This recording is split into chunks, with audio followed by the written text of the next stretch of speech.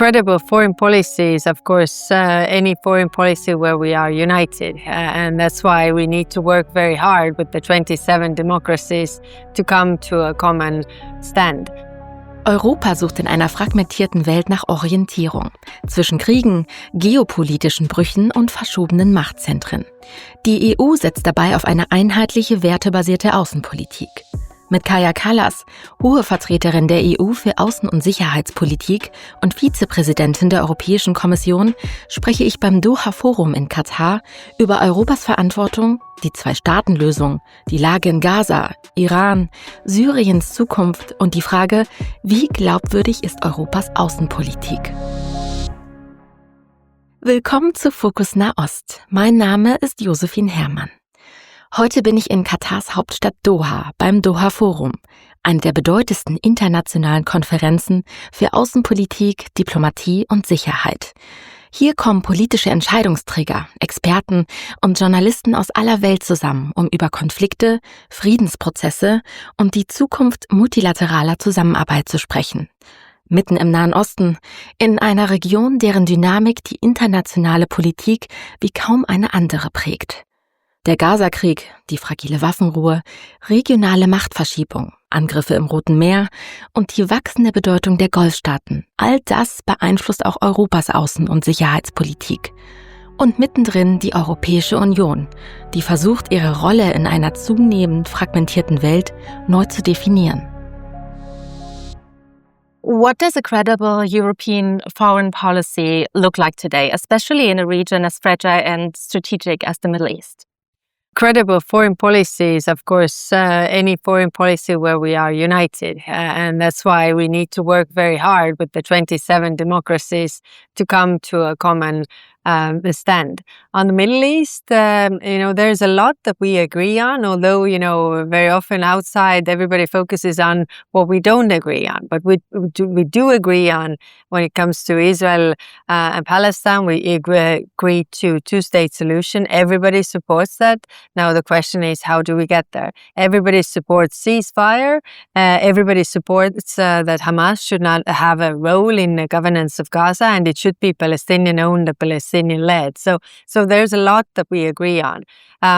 When it comes to other places in the Middle East, like Syria, it was now a year ago, and we immediately, when the Assad regime fell, we started with the lifting of the sanctions, and we were able to do it pretty fast in order to give Syrians a chance for prosperity.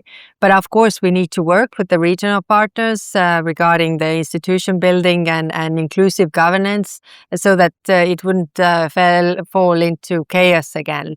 On Iran, we have many issues with them. Of course, now the snapback is in place, but that doesn't mean that the diplomatic track will stop, because one is the nuclear issue, but there's also other issues that we have with them. Their attacks, cyber and hybrid attacks on European countries, but also their support to Russia and several other issues. So we are in contact with them and seeing also the negotiated solutions for the problems we have. Yeah. If I may turn the perspective inward for a moment, within the EU, how much support do you actually feel you have for your positions on Ukraine, on the two-state solution, and on a deeper cooperation with the GCC? Mm-hmm. Foreign ministers meet every month. We discuss these topics every month. So I think, although Europe is prone to self-criticism, there's actually a lot that we agree on and move on together. Like I mentioned, few of the things where we have managed to come to common position and quite fast. But of course, there's more to do, and Israel-Gaza is Israel-Palestine is a real topic for us because of different historical experiences also with the region. So it is really tough. But again, again, focusing on things that we agree. Humanitarian aid should not be politicized. I mean, there should be full access to humanitarian aid.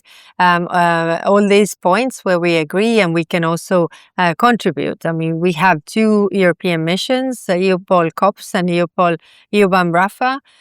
We are ready to train the Palestinian police because eventually it has to be Palestinian police that governs Gaza.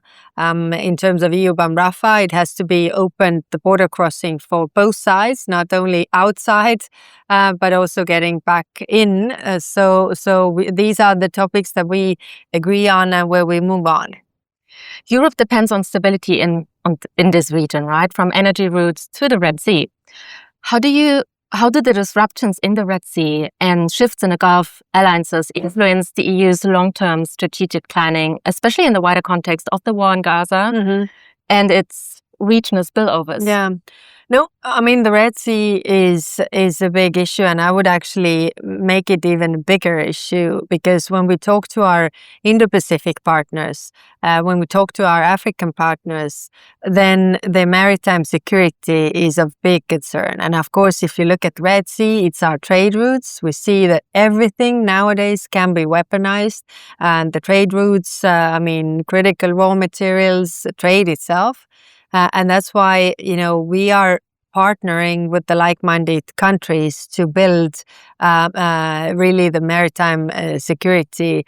And of course, we are very worried about the spillover effects. So we are also trying to work with the countries, that are close to different conflicts that it doesn't have a spillover effect. How can we manage, the tensions inside the countries to not blur into another conflict? So there's a lot to do. We have more than 60 wars going on in the world. I mean, this is more than ever after the Second World War.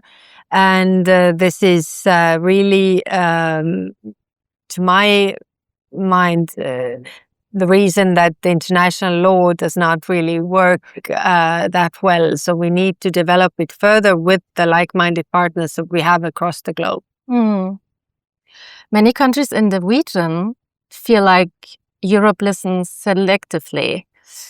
What practical steps can the EU take to rebuild credibility with partners in the Middle East and the Global South?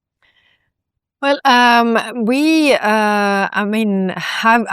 said this, and today there was many joking about this, that they see me more often in Middle East, which is actually true. If I look at, I've been in this role for 1 year, and I've been far more to Middle East than I've been to Ukraine, for example. So actually, we have very good cooperation with our Gulf partners, and we also sometimes feel that we are really helping, regarding Gaza. I mean, for example, the humanitarian aid that we are giving to Gaza, or the support that we are giving to Palestinian Authority. We are the biggest donors of humanitarian aid, but also the biggest supporters of Palestinian Authority. But we don't see this going same way for Gulf countries actually understanding our worries with war in Ukraine, which is our security issue. So what we have been trying to, in this dialogue, to say that, we hear your worries, we try to help, and we are helping in reality as well,